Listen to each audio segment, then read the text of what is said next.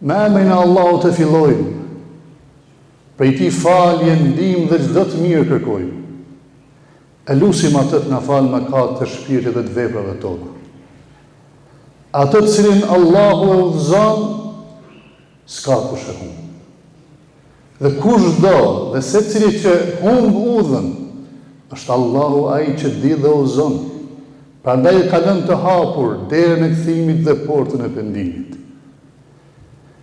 Dëshmojmë me përgjegjësi dhe deklarohemi të vetëdijshëm se nuk meriton kush të adhurohet përveç atij i cili ka krijuar dhe se Muhamedi është robi dhe i zgjedhur i Tij si lajmëtar i fundit për mbar botën e dërguar. Paqja, mëshira dhe bekimet e Zotit qofshin me të, me familjen e Tij të nderuar, me shokët e Tij fisnik dhe besnik dhe me gjithë besimtarët dhe besimtaret deri në ditën kur dalim para Zotit. Shumë dashur vëllezër besimtarë dhe ju motra. Është kënaqësi, por edhe përgjegjësi, që ne për çdo xumë takohemi vetëm për të kujtuar njëri tjetrin emrin e Zotit dhe porositë që vijnë prej Tij. Dhe në këtë xumë dua t'i kujtoj vetes dhe ju një fjalë përmbledhëse. Dhe ajo thot se Zoti ka qu fjalë, Zoti që krijoi njeriu i ka qu fjalë. Dhe për atë fjalë ka urdhëruar të lexohet në një akt për kushtimit të rregullt që ne e quajmë namaz. Dhe për këtë akt të rregullt, Zoti Gjallëshanu ka kërkuar objekt të cilin e nderoi kur e atriboi vetvetes e tha Bejtullah, shtëpia e Zotit. Dhe xhamia është ajo ku ne të bohemi, vend të bimi për të bërë për uljen, sezdën, së bashku, që në namazet tona të lexojmë, të këndojmë fjalën e Zotit, jo për tjetër, por vetëm që Zoti i madh që jep gjitha begatit, na mëson dhe si t'i trajtojmë ato.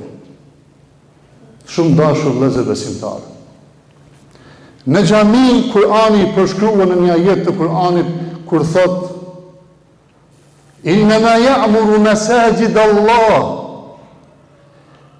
i ndërtojnë, i mirëmbajnë, i gjallënojnë shtëpitë e Zotit, xhamit,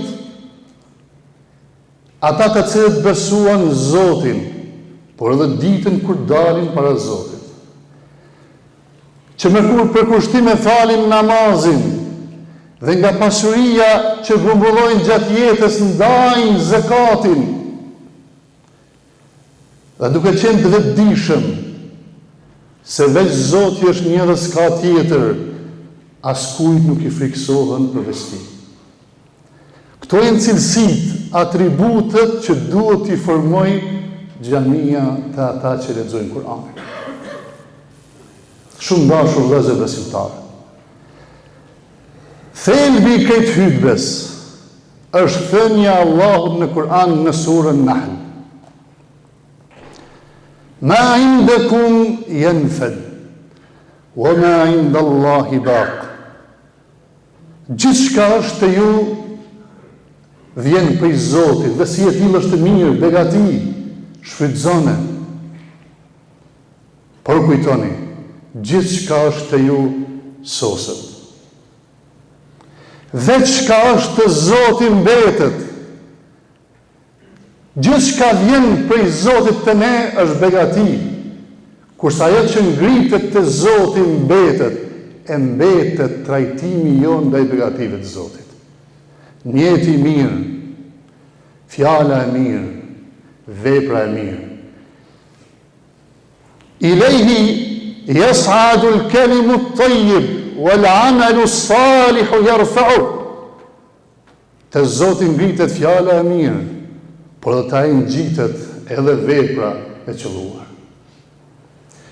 Ky ajet të dashur vëllezër na kujton se gjithçka kemi është prej Zotit. Prej Tij në jetë duhet ecim me të, sepse një ditë tek ai kthehemi. Edhe vera janë ndron ritmin ulqimit. Rrugët mbushen, restorantet, hotelet, shtëpit hapen, turistat vinë. Gjithçka është begati në të njëjtën sure, surën Nahl, surën e begative. I Madhi Zot e kujton begatinë e detit. Dhe thot kujtonit mirën e Zotit se ai e nënshtroi për njeriu detin, për i cilit ne nxjerrim ushqime të freskëta, mbajmë stolit, perlat, dhe kërkojmë edhe të mira e begatit të tjera, por për qenë për sëmbari, duhet të jemi mirënjohës, la'allakum tashkurun. Mbase në këtë mënyrë, duke i njohur kështu begatit e Zotit, bëhemi mirënjohës. E lusim Allahun xhalla shanuhu, atë që na fali jetën, na afatizoi me vdekjen, që kthimi të ai të jetë përshëmbari, e jeta për ne të jetë e gjatë, aq sa i Madhi Zot na begaton me mirësitë e Tij. Aqulu qawli hadha wa astaghfirullaha li wa lakum.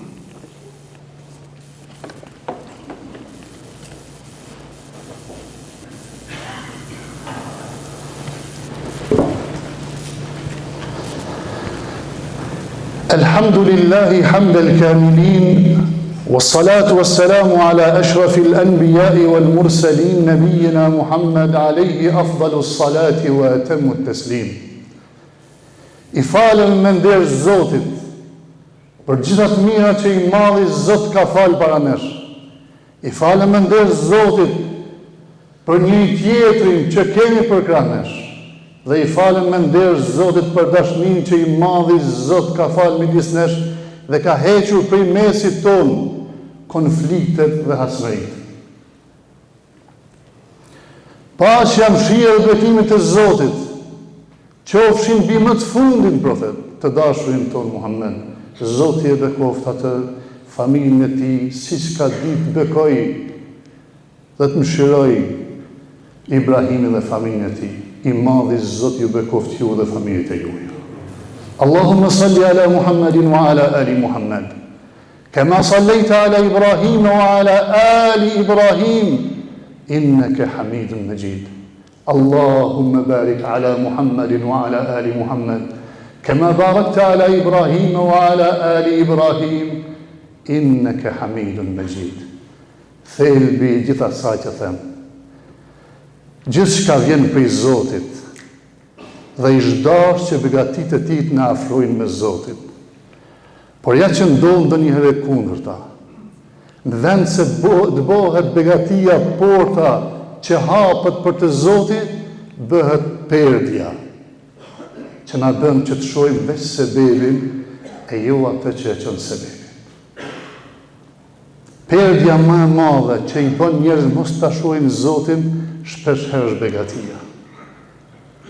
Kurse në rastet kur e humbin, i kthehen te Zoti, të kthehen te Zoti të përgjëruar. I dishmi i mençuri nga begatia afrohet te Zoti, po si fëmia në fillim, kur e merr dhuratën e përqafon dhuruesin, e nuk mashtrohet mas dhuratës. Por do rrit, mashtrohet pas dhuratës duke neglizhuar dhuruesin. Në përmbledhjen porosi në Kur'anin e Madhnuar është fjala e Zotit. Një mend Allahu urdhëron për drejtësi, Allahu urdhëron për mirësi, Allahu urdhëron për ndarje me ata që kemi në afërsi dhe ndalon nga kundërvlerat e këtyre trijave. A'udhu billahi minash shaitanir rajim. Bismillahir rahmanir rahim.